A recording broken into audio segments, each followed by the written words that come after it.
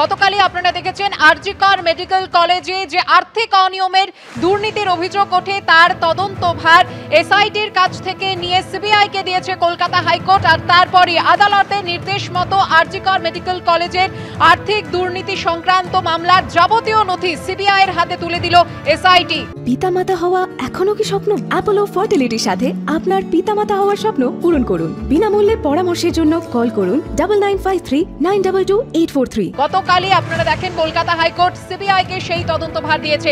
সরাসরি চলে যাব আমাদের প্রতিনিধি অর্ণব মুখোপাধ্যায়ের কাছে। অর্ণব,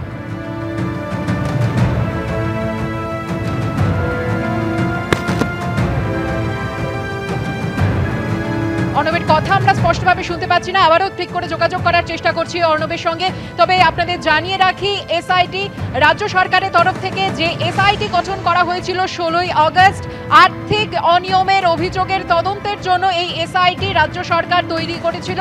সেই এসআইটির কাছ থেকে তদন্তভার গতকালই সিবিআই কে দিয়ে দিয়েছে কলকাতা হাইকোর্ট। আপনারা জানেন যে আরজি কর মেডিকেল কলেজ হাসপাতালের প্রাক্তন ডেপুটি সুপার আক্তার আলী প্রায় 1.5 বছর ধরে ভুরি ভুরি চাঞ্চল্যকর অভিযোগ তুলছিলেন তৎকালীন অধ্যক্ষ সন্দীপ ঘোষের আমলে আরজি করে চলা এই আর্থিক দুর্নীতি নিয়ে। এমনকি অভিযোগ তোলায় তাকে বদলিও করা হয়, এই অভিযোগ করেন তিনি। আর এসআইটির কাছ থেকে সমস্ত তদন্তের নথি হস্তান্তর করা হলো সিবিআই এর হাতে। আমরা যোগাযোগ করতে পেরেছি আমাদের প্রতিনিধির সঙ্গে। অর্ণব,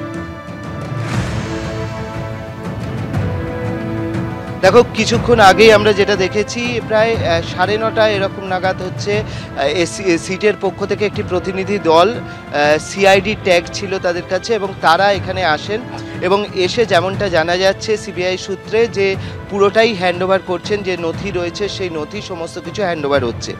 প্রসঙ্গত আমরা জানি যে দেবল কুমার ঘোষ আইএস যিনি হচ্ছেন, তিনি একটি অভিযোগ দায়ের করেছিলেন এবং সেই অভিযোগটা দায়ের করেছিলেন হচ্ছে টালা থানাতে। এই অভিযোগটা দায়ের করেছিলেন তিনি 19 তারিখে এই অভিযোগটা দায়ের করেছিলেন, এবং এই যে অভিযোগটা এখন 19 তারিখ টালা থানাতে দায়ের হয়েছিল, এটা মূলত হচ্ছে 1 বছর আগে যে অভিযোগ উঠেছিল সন্দীপ ঘোষের বিরুদ্ধে, তার পরিপ্রেক্ষিতে এই অভিযোগটা দেবল কুমার ঘোষ তিনি হচ্ছেন করেছিলেন, এবং সেই কেসটাই কিন্তু সিট পুরোটা তদন্ত করে দেখছিল।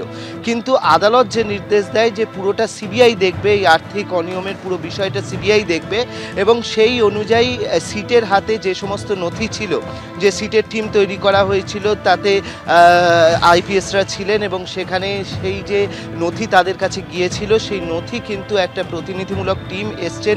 এই মুহূর্তে আমরা দেখতে পাচ্ছি যে নিজাম প্যালেসে তারা আসেন, যেখানে নিজাম প্যালেস থেকে মূলত আমরা যেরকমটা জানি যে সিবিআই এর আর্থিক দুর্নীতির বিষয়ে যারা তদন্ত করে থাকেন সেই সমস্ত আর্থিক দুর্নীতির বিষয়ে তদন্ত কিন্তু এখান থেকেই হয়ে থাকে, এবং সেই নিজাম প্যালেসে সেই টিম এসছে, এবং সেই সিটের যে টিম সেই টিম কিন্তু এখানে এসছে, এবং তাদের যে নথি হ্যান্ডওভার করার কাজ সেই কাজ কিন্তু চলছে। ইতিমধ্যেই নথি প্রায় দেওয়া হয়ে গিয়েছে, আরও কিছু কার্যপ্রক্রিয়া বাকি রয়েছে, সেই কার্যপ্রক্রিয়া চলছে।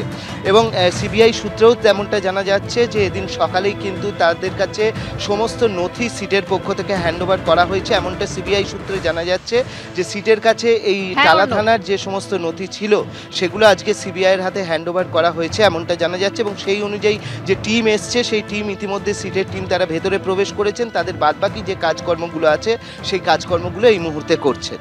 ধন্যবাদ অর্ণব। অর্থাৎ এই নথি হস্তান্তরের প্রক্রিয়া চলছে, এ নিয়ে আমরা কথা বলে নেব আমাদের অপর প্রতিনিধি ময়ূক ঠাকুর চক্রবর্তীর সঙ্গে।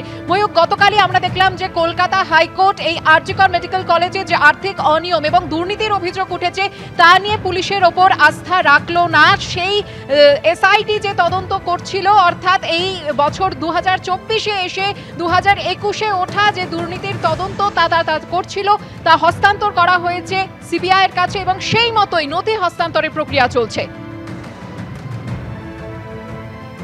যোগাযোগ বিচ্ছিন্ন হয়ে গেছে আমাদের প্রতিনিধির সঙ্গে, আমরা চেষ্টা করছি আবার যোগাযোগ করার। আদালতের নির্দেশে আপনাদের জানিয়ে রাখি, আরজি কর মেডিকেল কলেজ হাসপাতালের যে সমস্ত আর্থিক বেনিয়ম সংক্রান্ত নথি তা রাজ্য সরকারের এসআইটি সিবিআই এর হাতে তুলে দিচ্ছে, সেই প্রক্রিয়া চলছে এই মুহূর্তে।